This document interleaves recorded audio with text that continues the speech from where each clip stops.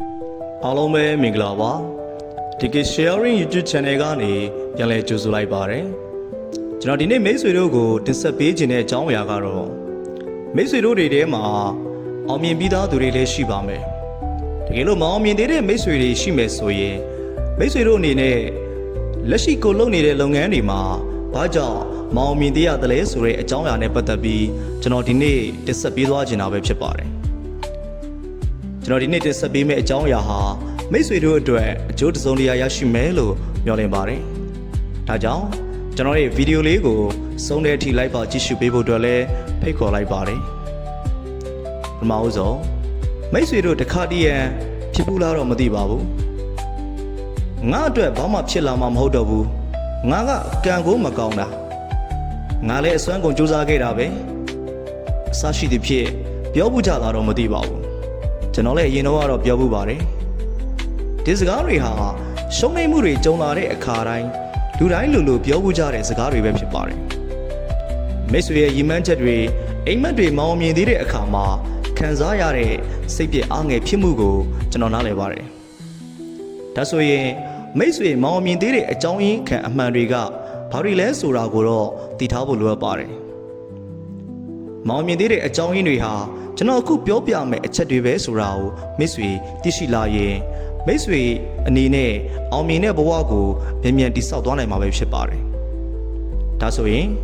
ဘာကြောင့်မအောင်မြင်သေးရသလဲဆိုတဲ့အချက်တွေတဲကပထမအဦးဆုံးအချက်ကိုကျွန်တော်စပြီးတော့ပြောရအောင်ပါ။နံပါတ်1ချက်ကတော့ဘာကြောင့်ဆိုတဲ့အကြောင်းပြချက်မခိုင်မာလို့ပါ။မိတ်ဆွေတစ်ခုခုစလုပ်တဲ့အခါ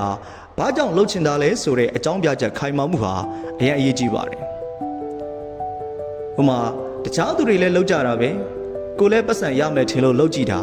စတဲ့မခိုင်လုံတဲ့အကြောင်းပြချက်တွေဟာခက်ခဲမှုတွေနဲ့ကြုံလာတဲ့အခါမှာမိတ်ဆွေကိုဆက်လက်မရက်တည်နိုင်အောင်ပြုလုပ်ပြစ်တက်လေးရှိတတ်ပါတယ်။ဒါကြောင့်မိတ်ဆွေအလုပ်တစ်ခုဆောက်လုပ်တော့မယ်ဆိုရင်ဘာကြောင့်ဒီအလုပ်ကိုလုပ်ချင်တာလဲဆိုတဲ့မေးခွန်းကိုတခြားပြန်ပေးပါ။ဒီအခါကိုယ့်လုပ်ရက်ကကိုယ့်ဘဝနဲ့ကိုယ့်ပတ်ဝန်းကျင်ကိုဘယ်လောက်ထိပြောင်းလဲစေနိုင်တယ်လဲ။ကိုဘာကိုယုံကြည်လို့ဒီလမ်းကိုရွေးချယ်တာလေဆိုရဲ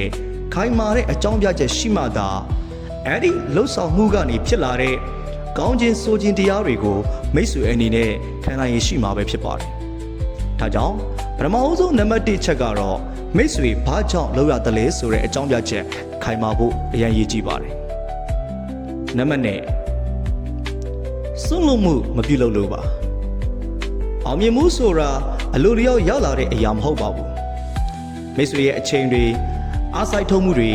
ဇွဲလုံးလာနဲ့ပျော်ရွှင်မှုတွေကိုစွန့်လွတ်ရဲမှသာလျှင်ရရှိလာတဲ့ရလဒ်တစ်ခုဖြစ်ပါတယ်။အောင်မြင်မှုတိုင်းမှာစွန့်လွတ်ခဲ့ရမှုတွေဆိုတာကပ်ပါလာစမြဲပဲဖြစ်ပါတယ်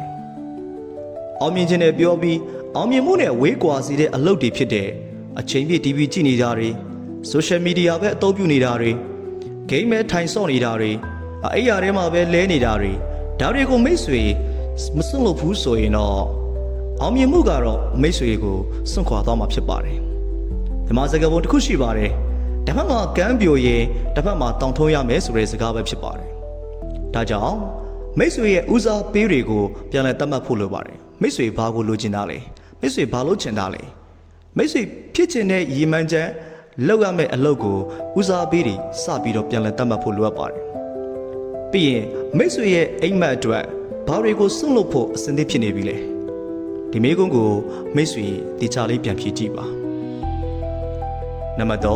3နာကျင်မှုတွေကိုရှောင်ဖို့ကြိုးစားနေလို့ပါ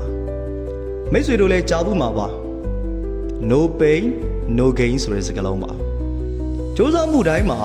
နာကျင်မှုတွေအစင်မပြေမှုတွေနဲ့စိတ်သက်ကြဆင်းမှုတွေဆိုတာရှိကြစမြဲပဲဖြစ်ပါတယ်လေ့ကျင့်ခန်းလုပ်တဲ့သူဆိုရင်ကြွက်သားတွေနာကျင်မှာထုံးစံပဲဖြစ်ပါတယ်အောင်မြင်ဖို့ဆိုရင်ဉာဏ်ဖြင့်တဲ့မိတ်ဆွေရဲ့အလေးအထတွေကိုစွန့်လွတ်မှရမှာဖြစ်ပါတယ်ဒီလိုပင်ပန်းမှုတွေကိုရှောင်ဖို့အတွက်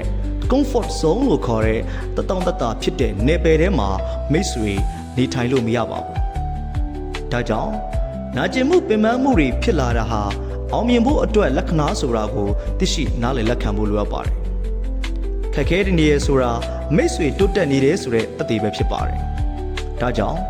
မိတ်ဆွေအနေနဲ့ comfort zone လို့ခေါ်တဲ့ တတောင်တတာဖြစ်တဲ့ရဝန်းကနေချက်ချင်းယုံထွက်ဖို့လိုအပ်ပါတယ်နံပါတ်၄ပုံမှန်အတိုင်းနေထိုင်နေလို့ပါမိတ်ဆွေကလူအများစုလုပ်နေတဲ့အတိုင်းလုပ်ရင်လူအများစုရတဲ့ရလဒ်ကိုပဲရရှိမှာဖြစ်ပါတယ်ပုံမှန်ထက်တာလွန်တဲ့အောင်မြင်မှုကိုလိုချင်ရင်တော့ပုံမှန်ထက်တာလွန်တဲ့စူးစမ်းအားထုတ်မှုတော့လိုအပ်ပါတယ်တခြားသူတွေနားနေတဲ့အချိန်မှာမိတ်ဆွေလေ့လာနေရပါမယ်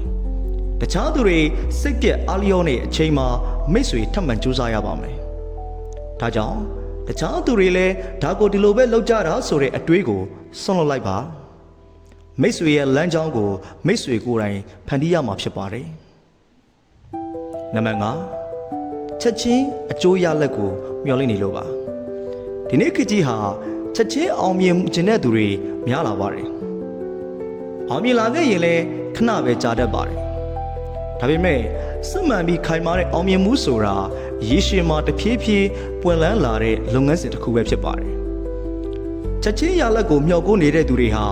မျိုးစေ့ချပြီးနောက်တစ်နေ့တစ်ပင်ကြီးလာမယ်လို့မျှော်လင့်နေတဲ့သူတွေနဲ့တွားပြီးတော့ဆင်တူပါတယ်တကယ်တော့အောင်မြင်မှုစ조사တယ်ဆိုတာတာဝေးမာရသွန်ပြေးပွဲတစ်ခုလိုပါပဲမိတ်ဆွေအနေနဲ့တက်လုံကောင်းဖို့လည်းလိုတယ်ဇွဲကောင်းဖို့လည်းလိုပါတယ်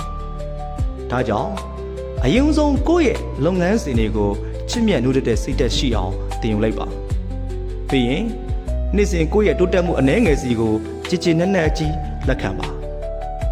အဲလိုနေ့စဉ်တိုးတက်မှုအနည်းငယ်တွေကနေပဲကြီးမားတဲ့အောင်မြင်မှုရလိမ့်တယ်ဆိုတာဖြစ်ပေါ်လာတာအသေးချာပဲဖြစ်ပါတယ်နံပါတ်6ကြောက်ရွံ့မှုကိုအောင်မြင်ဖို့မသုံးမိလို့ပါမိတ်ဆွေတို့မတည်သေးတဲ့အရာတစ်ခုရှိပါတယ်အဲ့ဒါကကြောက်ရွံ့မှုဟာအားနည်းချက်မဟုတ်ပါဘူးအင်အားတစ်ခုပဲဖြစ်ပါတယ်ကြာရှုံးမှာကိုကြောက်တဲ့စိတ်လူတွေရဲ့ထင်မြင်ယူဆချက်ကိုကြောက်တဲ့စိတ်ဟာမိတ်ဆွေကိုရက်တန့်သွားစေနိုင်ပေမဲ့ဒီကြောက်ရွံ့မှုကိုငါမကြာရှုံးခင်ဘလို့စ조사မလဲဆိုတဲ့စွမ်းအဖြစ်ပြောင်းလဲသုံးချနိုင်ရင်မိတ်ဆွေအတွက်အကြီးမားဆုံးလှုံ့ဆော်အားဖြစ်လာပါလိမ့်မယ်ဒါကြောင့်ငါကြာရှုံးသွားရင်ကောလို့မေးနေမဲ့အစားငါအောင်မြင်သွားရင်ကောလို့မေးကြည့်ပါကြောက်ရွံ့မှုကိုအနာယူဖို့မဟုတ်တော့ပဲကြောက်ရွံ့မှုကိုအနာယူဖို့မဟုတ်တော့ပဲကြောက်ရွံ့မှုနဲ့အတူရှစ်ဆက်သွားဖို့တင်ယူရမှာပဲဖြစ်ပါတယ်ကြောက်ရွံ့မှုကိုအနာယူဖို့မဟုတ်တော့ပဲကြောက်ရွံ့မှုနဲ့အတူရှစ်ဆက်သွားဖို့အတွက်တင်ယူရမှာပဲဖြစ်ပါတယ်အဆုံးသတ်အနေနဲ့ပြောရရင်မိတ်ဆွေမောင်မြင်သေးတာဟာကံမကောင်းလို့လည်းမဟုတ်ပါဘူးဉာဏ်မရှိလို့လည်းမဟုတ်ပါဘူးအခွင့်အရေးမရလို့လည်းမဟုတ်ပါဘူးကျွန်တော်အခုပြောခဲ့တဲ့အချက်တွေတဲကတစ်ခုခုကြောင့်ဒါမှမဟုတ်အလုံးနီးပါးကြောင့်ပဲဖြစ်ပါတယ်ဒါကြောင့်ကျွန်တော်အခုပြောခဲ့တဲ့အချက်တစ်ခုချင်းစီကိုမိတ်ဆွေတခြားပြန်စဉ်းစားကြည့်ပါပြီးရင်မိတ်ဆွေရဲ့ဘဝမိတ်ဆွေရဲ့ကြိုးစားအားထုတ်မှုတွေနဲ့ဘယ်ရွာတွေကတိုက်ဆိုင်နေတယ်လဲဘယ်နေရာတွေမှာချိုရင်းနေတယ်လဲဆိုတာမိတ်ဆွေကိုယ်တိုင်မြင်လာပါလိမ့်မယ်ဒီနေရာမှာသတိထားရမယ့်အချက်ကမောင်မြင်သေးတာနဲ့လုံးဝကြာရှုံးသွားတာဟာမတူပါဘူးဒီနှစ်ခုကြားကခြားနာချက်ကိုသင်ယူပြီးပြန်လည်ရက်တည်တတ်ဖို့လိုအပ်ပါတယ်ဒါကြောင့်